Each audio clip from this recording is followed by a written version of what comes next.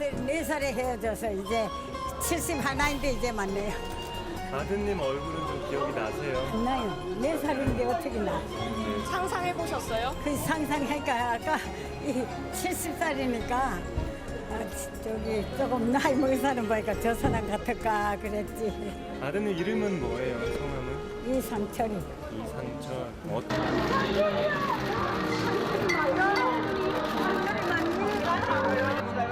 상이 너무 짜서 상이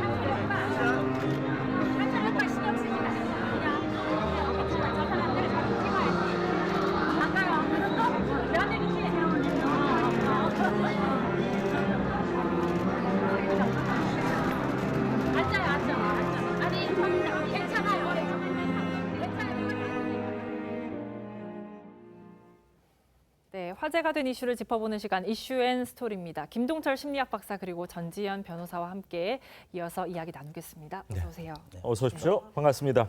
자, 조금 전에 화면을 보셨지만요. 반세기가 훌쩍 넘는 정말 긴 세월 동안 생이별을 해야 했던 이 남과 북의 가족들 어제 다시 만났습니다.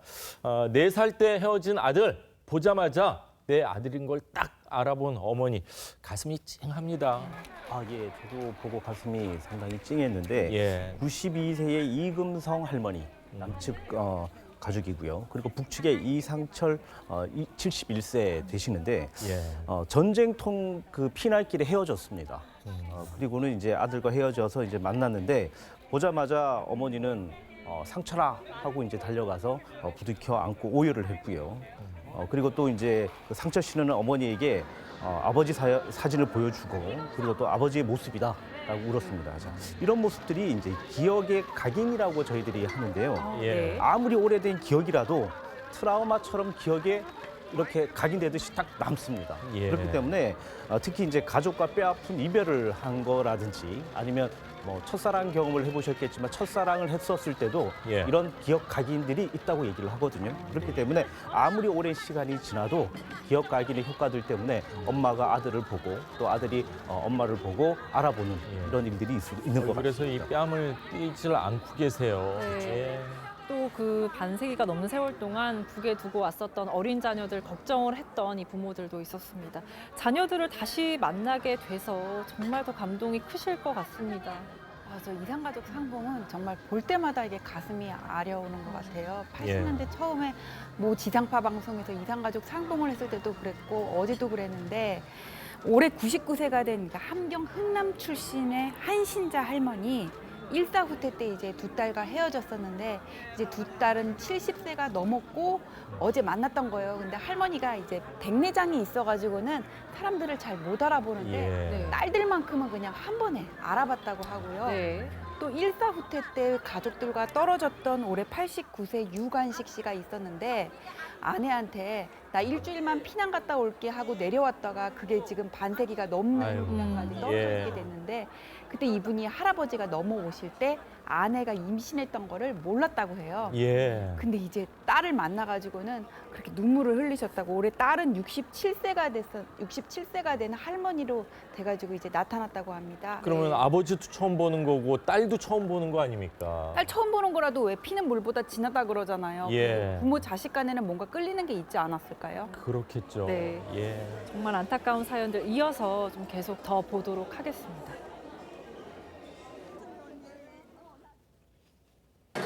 이제 조금 있으면 통일돼서 만나 이제. 이제 엄마하고 내가 강하게 못했는 게 아니고 내가 막내 내 동생이 살아있대요 지금 평양에.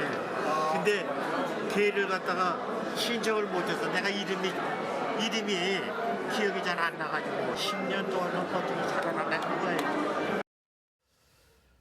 자, 이제 연세가 드시면서 동생의 이름도 기억이 이제 가물가물할 정도로 그렇게 시간이 많이 흐른 것 같은데 이 세월의 흔적 때문에 서로의 얼굴 알아보기도 좀 어려웠을 수도 있겠다 이런 생각도 듭니다. 그렇죠. 67년 만이잖아요. 예. 알아본다는 게 사실 어떻게 보면 기적과도 같을 겁니다.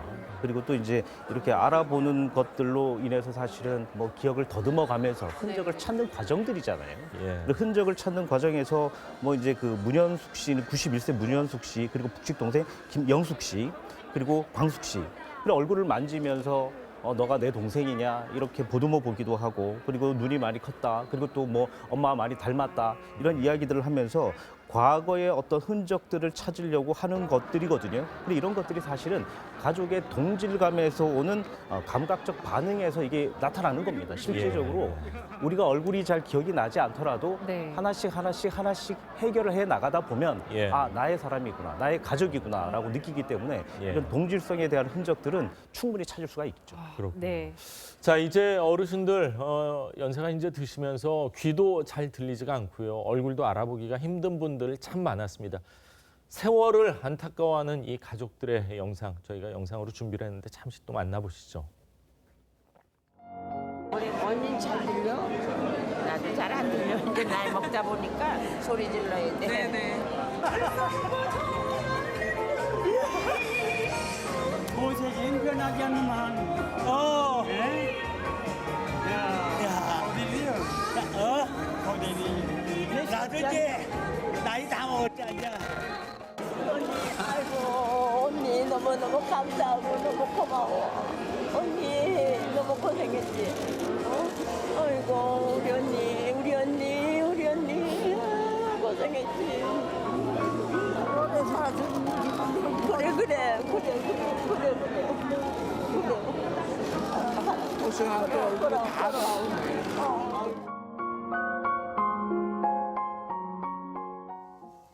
네, 65년 동안 얼마나 서로를 그리워했을지 정말 예. 짐작이 가는 영상인데 사실 추억은 정말 옛 사진이 전부일 것 같거든요. 그러니까 초반에 그 잠깐의 기억이 전부일 것 같은데 그래서 옛 사진을 통해서 서로에게 어릴 적 흔적을 찾아주면서 그렇게 공유하고 이야기하는 모습이 참 감동적이었습니다.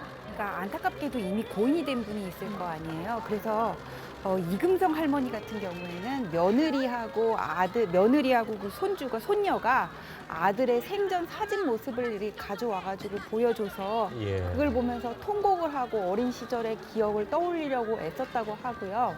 그다음에 딸이 이미 70세 할머니가 돼가지고는 어머니 머릿속에는 우리 딸이 기저귀를 한 그 갓난아기 시절 그렇겠죠. 모습밖에 없을 거 아니에요. 예. 그래서 못 알아보기도 했었다고 하는데 진짜 이런 아픔이 언제까지 계속돼야 되는 건지 독일 같은 경우에는 뭐 1년에 4주 정도 서로 친지 방문이 허용됐다고 하더라고요. 예. 그래서 근데 우리나라는 그렇게 되려면 지금 북한의 선의에 기대할 수밖에 없는 거라서 같은 동족의 입장에서 너무나 가슴이 아픕니다. 예. 네, 옛 사진을 보면서 같이 이야기 꽃을 피운 애틋한 가족들의 모습 이어서 화면 보시겠습니다.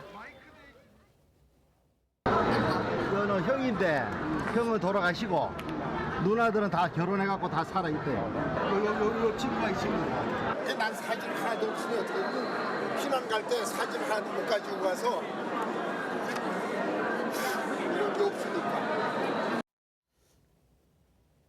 네, 사진을 보면서 돌아가셨다 이런 얘기를 할 수밖에 없을 만큼 세월이 많이 흘렀는데 불과 몇 달 전에 세상을 떠나서 이 만나지 못한 이런 안타까운 사연도 또 전해졌습니다. 네, 맞습니다.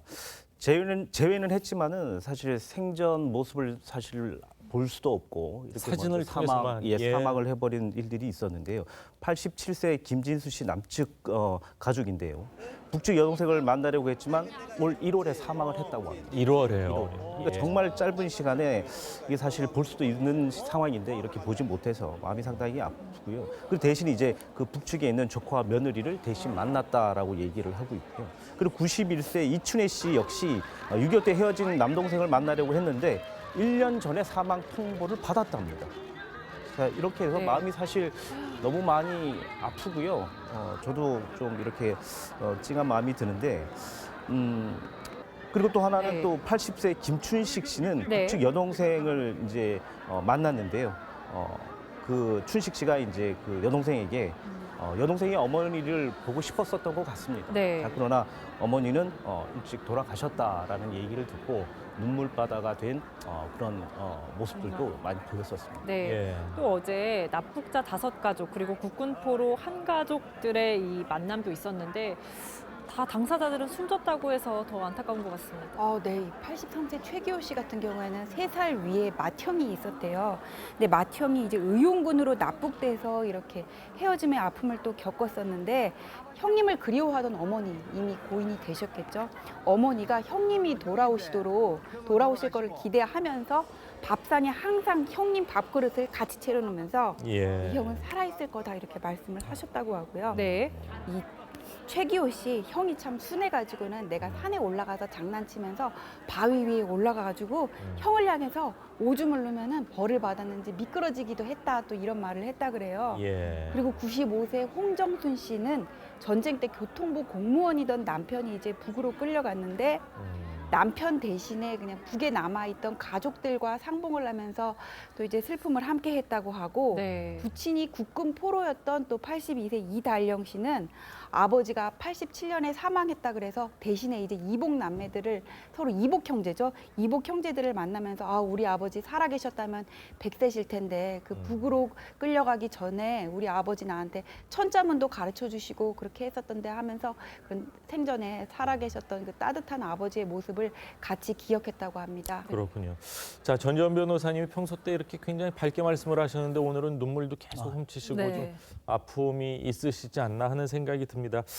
정말 누구든지 정말 오랫동안 본인들이 원해서가 아니라 어떤 이념의 갈등으로 인해서 정말 60몇 년 동안 못 만난다는 건 이제 빨리 종식을 시켜야 되지 않을까 이런 생각이 있는데 뭐 식사하는 자리에서 가족들 챙기는 건 어떻게 보면 뭐 당연한 일인 것 같습니다.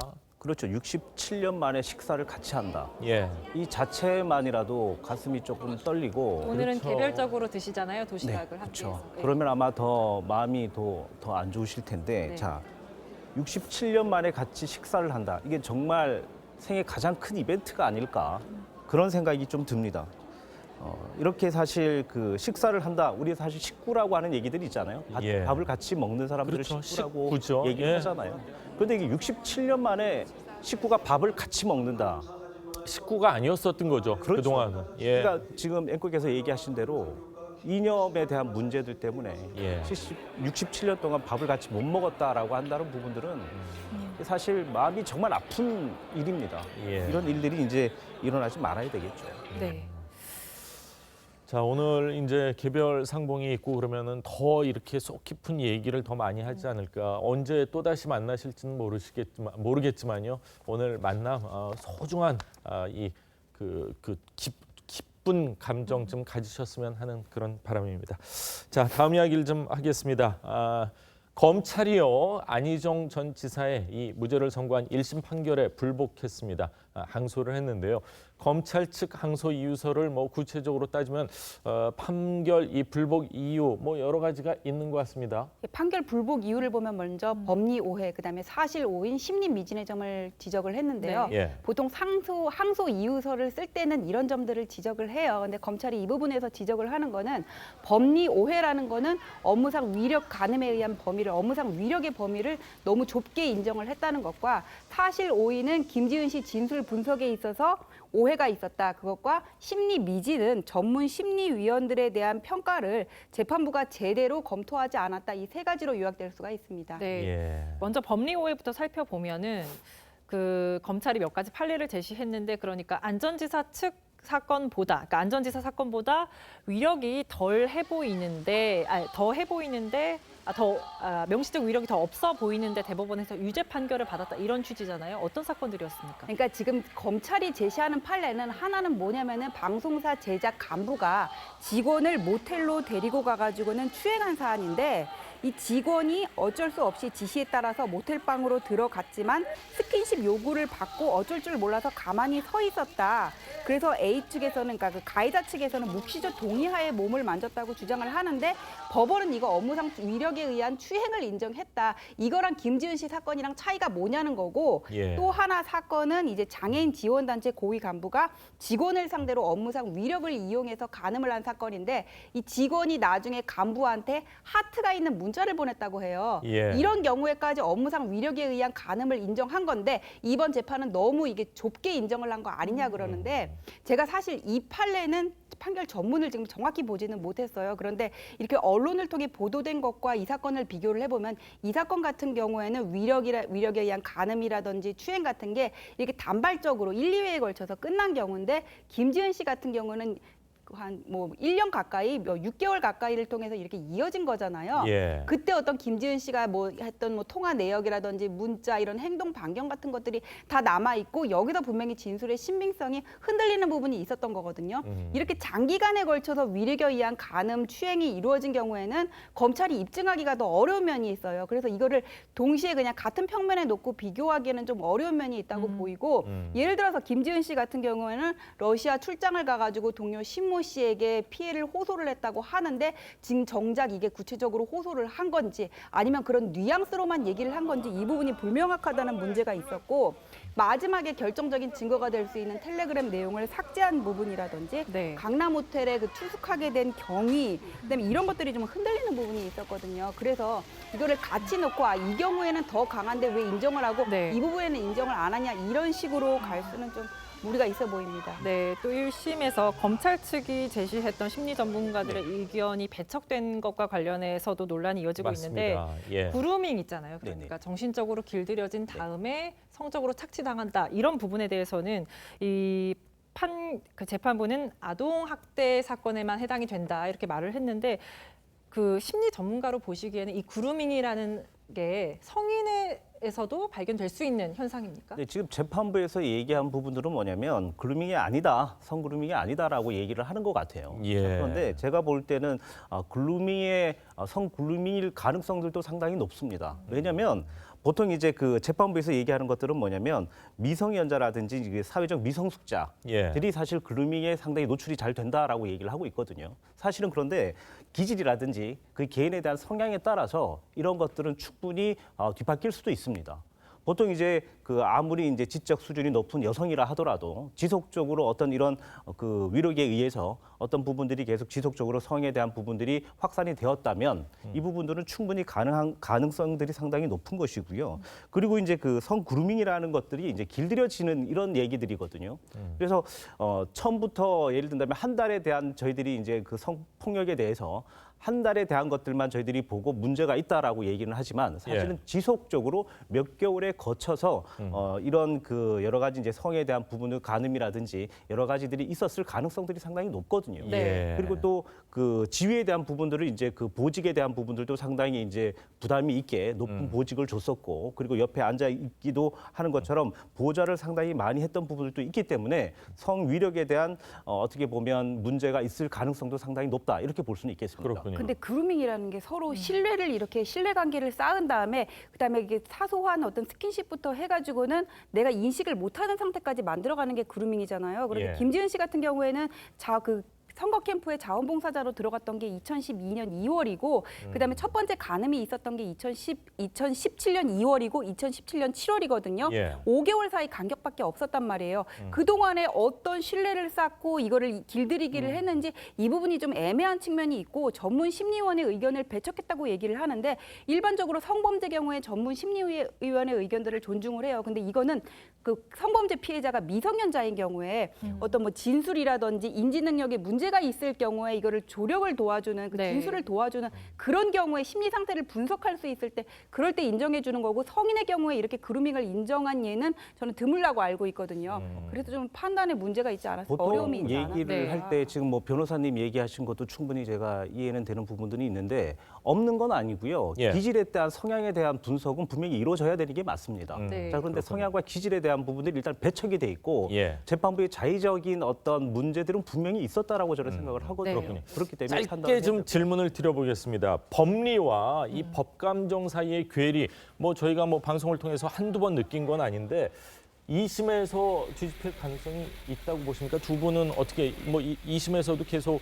무죄가 무죄가 될 유지될 거나. 거라고 보십니까? 저는 예, 지금 기본적으로 저희들이 보는 재판부의 어떤 판단이 지금 예. 이제 그렇게 결정이 났지만 예. 시간이 가면 갈수록 아마 유죄의 가능성이 높지 않을까. 사실 이제 너무 자의적인 판단이 있었기 때문에 예. 모든 것들을 총체적으로 좀 이렇게 받아들여야 될 것 같습니다. 심리학 피해자에 박사 대한 입장에서는 그렇게 피해자의 보십니까? 입장에서만 봤었지 예. 사실 피해를 준 사람에 대해서는 심리가 그렇게 많이 이루어지지 않은 것 같은 느낌들은 드는 것 선 같습니다. 변호사님 어떻게 보십니까? 전 낫다고 보는 게 이거 판결 전문을 보면서 이 재판에서 어떤 증거가 나왔는지를 우리가 볼 수가 있었거든요. 예. 근데 지금 검찰에서 제시하는 사실상 유일한 증거는 김지은 씨의 진술이에요. 업무상 위력의 범위를 좁게 봤다 지금 그렇게 비판을 하고 있는데 업무상 위력 관계가 있었다는 것만으로 처벌을 하게 되면은 이게 처벌 범위가 너무 넓어지거든요. 이렇게 보면은 직장 내 상명 하복 관계에서 성관계를 한 경우에는 전부 다 업무상 위력에 의한 가늠이 될 수 있는 거예요. 그래서 구체적인 경우에 이걸 어떻게 행사했냐를 봐야 되는데 예. 김지은 씨 같은 경우에 지금 수차례 일어났단 말이에요. 그러면 그 장소에 왜 가게 됐는지, 왜 피하지 않았는지, 어떤 이유로 그런 관계, 그 다음에는 또 왜 거기에 가게 됐는지 이런 것들을 물어봐야 되는데 지금 판결문만 보면은 진술의 신빙성이 상당히 흔들리는 부분들이 있어서 예. 새로운 증거가 보강되지 않으면 쉽지는 않겠다 그런 생각입니다. 네. 그렇군요. 자, 과연 2심에서는 어떤 판결이 날지도 계속해서 지켜보도록 하겠습니다. 두 분 말씀 여기까지 듣겠습니다. 감사합니다. 고맙습니다.